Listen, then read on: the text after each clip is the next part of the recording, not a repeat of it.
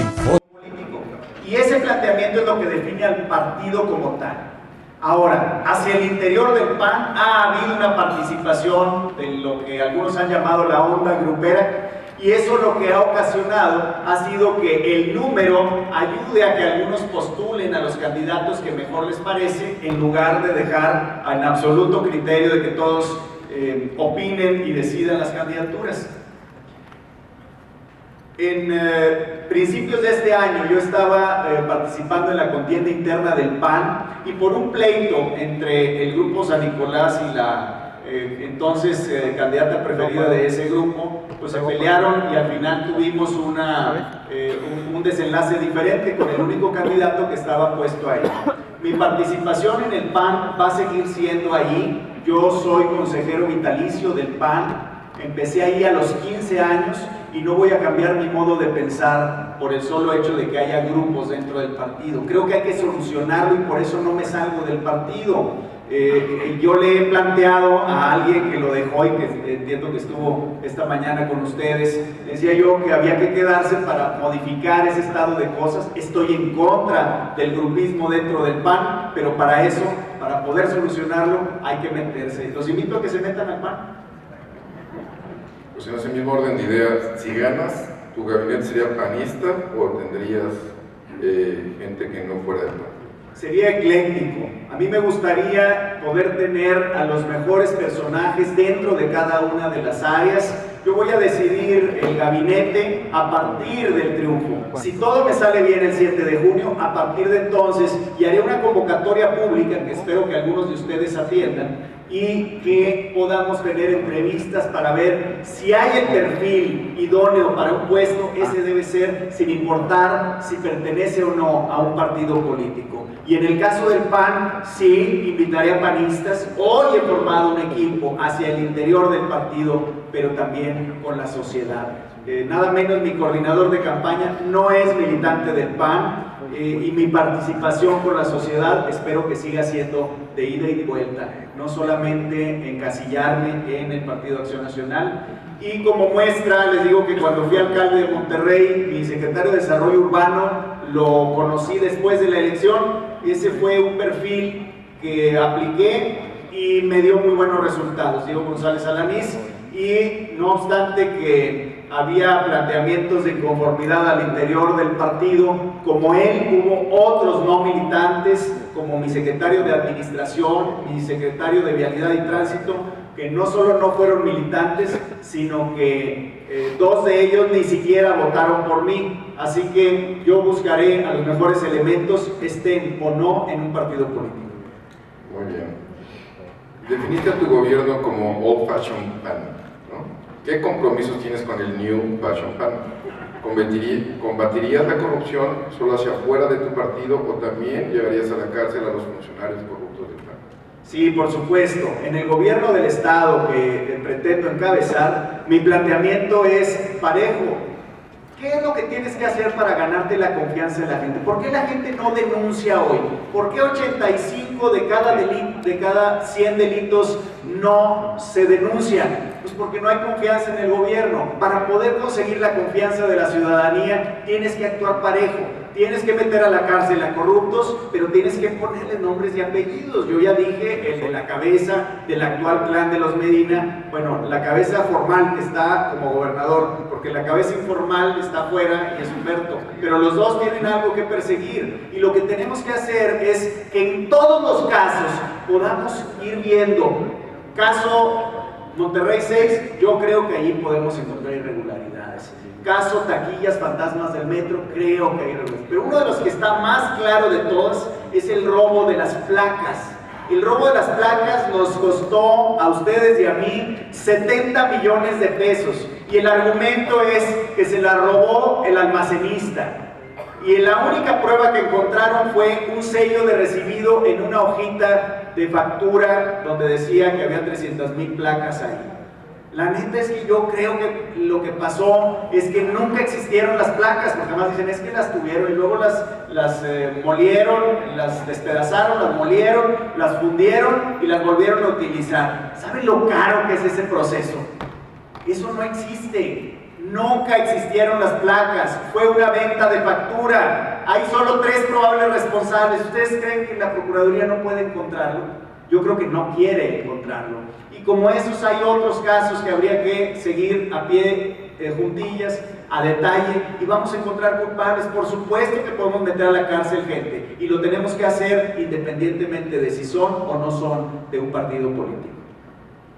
Muy bien. Creo que tu propuesta de eliminar la tenencia, ¿cómo puedes lograrlo?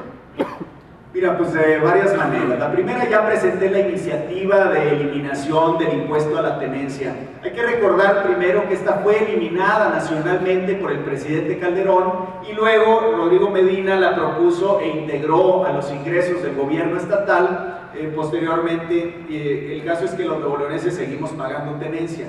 No solamente es una deuda histórica con la sociedad, representa varias cosas. La primera, representa la posibilidad de impulsar una economía que viene a la baja, y la mejor manera de impulsar una economía es propiciando consumo, y entonces vamos a tener 1.600 millones de pesos que van a poder incentivar el consumo y que van a poder impactar la industria automotriz y la metalmecánica, que tienen mucho que ver con el desarrollo de esta región. Por otro lado, en el tema económico interno, Transparencia Mexicana y el INCO determinaron con su propia metodología que hay 1.500 millones de pesos que perdemos por causa de la corrupción en el gobierno del estado de Nuevo León. Esa estimación, para mi gusto, bastante moderada, implica que solamente hablan de gasto. Yo creo que en los ingresos también hay mucha corrupción, y creo que en eso, ahí sí, ya nos hemos calado. Cuando yo fui alcalde subí los ingresos hasta 52%, los ingresos propios, y les menciono áreas específicas. En tránsito tuvimos más recaudación, en parquímetros tuvimos más recaudación, en desarrollo urbano, en alcoholes y en policía. En esas 5 áreas, si revisan los antecedentes de la administración que yo encabecé en 2000 a 2003 y compárenla con todas las administraciones posteriores, con todas, mi administración tuvo más ingresos que todas las administraciones posteriores en sus propios 3 años. ¿Qué significa eso? Que si le buscas, te encuentras, y los ingresos, el crimen perfecto fiscal en esta oportunidad, lo que ocurre es, pues para no tener que darle salida y comprobarlo, pues no le des entrada. Eso es lo que está ocurriendo con nuestros gobiernos. Necesita ingresar, y por eso lo vamos a lograr. Pero por otro lado, tenemos el caso de la deuda. Algunos dicen, oye, es imposible con esa deuda. Bueno, se pagan 2.550 millones de pesos de servicio de la deuda cada año. El presupuesto es de 80.000 millones de pesos. Pero por otro lado, buena parte de los créditos que hoy se están pagando y por los cuales se da este servicio de deuda son créditos antiguos, con tasas altas. Ahí tenemos un área de oportunidad que nos podría dar hasta 500 millones de pesos para recuperar. Por otro lado, tenemos las prestaciones de los funcionarios de alto nivel. Tenemos prestación de automóvil, de alimentos y de carro celular y alimentos que tienen los funcionarios de manera muy puntual. Y se ha encargado el gobierno de darle prestaciones a los funcionarios, no de darles prestaciones a la sociedad. Yo quiero invertir esto. Si alguien no tiene capacidad para pagar de su sueldo su propio celular, y si no tiene la capacidad de trasladarse de su casa a la oficina, a donde desarrolla su trabajo por su propia cuenta, no tiene la capacidad entonces para estar dentro del gobierno, y mucho menos a un nivel alto. Yo creo que hay muchas maneras de trabajarlo, y hay una pregunta que siempre surge, dicen, oye, es que está hipotecada los ingresos de tenencia. No es así. Lo que sí está hipotecado es el refrendo automotriz de las placas. Ese sí ya no lo podemos tocar porque tiene no sé cuántos años comprometido como garantía ante bancos. Muy bien. Acerca de, en materia de educación, ¿cuál podrías extender o precisar un poquito más cuál es el plan? Sí, cómo no. En materia educativa tenemos un diseño de secretaría que está pensado para controlar maestros, para controlar sistemas electorales. Tan es así que si ustedes revisan el organigrama, ha crecido mucho la parte superior del organigrama.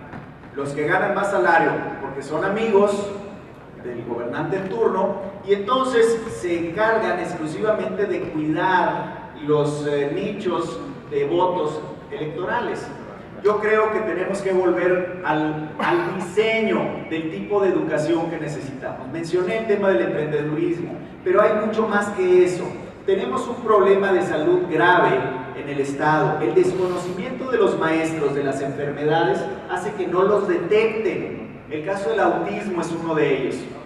Tenemos cada 117 niños, uno tiene problemas de autismo. Y si no le detectas esta enfermedad o esta discapacidad en un momento temprano de la vida, ya no puedes hacer nada y se vuelve una carga súper pesada para las familias.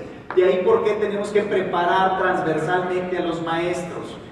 Más allá de si a ellos les gustaría ser más preparados o evaluados, yo creo que esto no es si les gusta o no. Tiene que haber una mayor preparación y tiene que haber un destinatario de esa preparación, que es el alumno. Tenemos que crecer la capacidad de nuestras escuelas y creo que en el caso de las básicas y la media básica, primaria y secundaria, lo que ha ocurrido es que tenemos un gap, una distancia entre la pública y la privada que es intolerable. Necesitamos acrecentarlo y en eso se necesita diseño. Yo no soy pedagogo, pero sí quiero meterme a ese concepto. Nuevo León no es igual a Chiapas, a Guerrero o a Hidalgo, pero tampoco es igual a Coahuila o a Tamaulipas. Tenemos nuestra propia cultura. No digo que seamos mejores o peores, pero somos diferentes. Nuestra cultura es diferente. Tenemos que adecuar la educación para potenciar esta capacidad cultural y para eso necesitamos mucho más que agallas. Necesitamos buenos diseños con especialistas y eso es lo que haremos.